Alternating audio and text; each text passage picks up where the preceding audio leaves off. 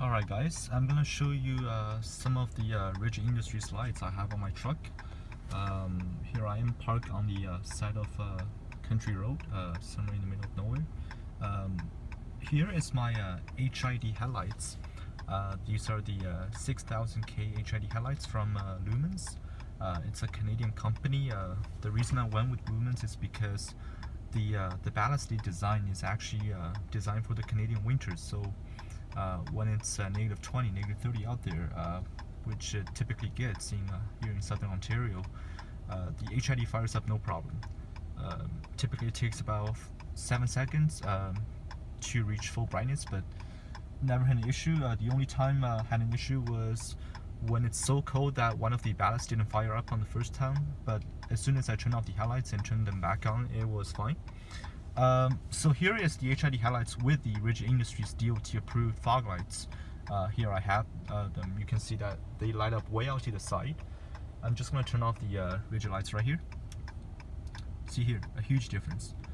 The beam pattern of the rigid lights are about a 45-degree spread, so and they would be able to cover the distance about the same distance as the HID headlights, which is about 40 meters on low beam. I suspect they can go a little bit farther, but right about 40 meters or about about 150 feet, they lose their intensity, so it's not much use. So they're good for the coverage. And as I have a push bar at the front, I mounted the SRM, the legacy SRM lights, right on the side of the push bar. So here, if I turn them on, you can see that. Oh, it's a bit hard to see. Let me lower the windows. They light up right beside me, so I can see everything when I'm making a left turn or when I'm making a right turn. Here's a field. So the beam distance will go about 30 meters. It's not a very intense beam, but it's perfect for its intended purposes. And right here is my a pair of 6-inch E-series driving lights. These beams are SAE approved, so meaning you can run them on all the time. Although one of the guy that sold me the lights told me that they were actually auxiliary lights, so they can only be used with high beams. But I've been using them with the low beams, no problem in town, and never got hassled by people, never got bashed by people. These lights, they're so intense that even when it's raining outside, when it's dark outside, or when it's raining, the road is reflecting the water from blocking your vision, these lights, it's gonna light up the road so well that it's amazing. The camera doesn't do it justice, but they don't go very far.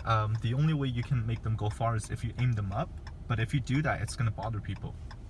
They have a distinct cutoff, but there's a lot of light bleed above and next to the cutoff, so it's something to be warned about.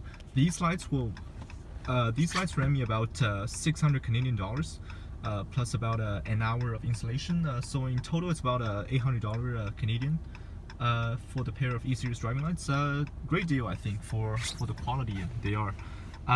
The rigid DOT lights I had was about 270 Canadian dollars plus the 2 hour of installation, plus the brackets, which is not sold by Rigid, so I had to get from a third-party supplier. And the SRM lights that you see on the side, that's lighting up way out to the sides, they're about 80 Canadian dollars a pair. So these are actually wired to the backlighting of my Rigid Radiance Plus light bar. So I'm gonna turn this on.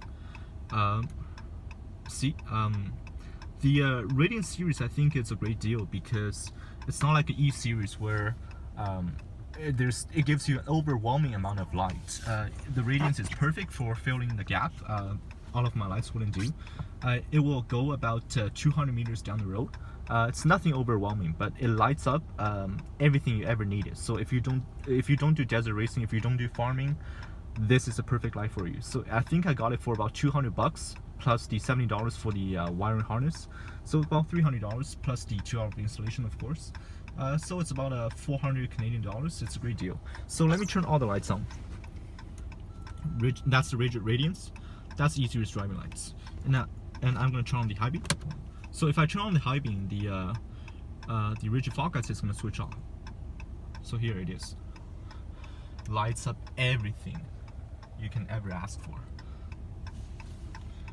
So all the lights on my truck cost about 2,000 Canadians, and for that money, people told me that you can go with a 50-inch E series, the E2 driving lights on the roof. It's gonna light up way better than the setup I have, but I was looking for something I can use every day. I'm looking for something that doesn't bother people, and I think this is the perfect setup actually. So I've got a car coming towards me, so I'm gonna shut it off, and thank you guys for watching.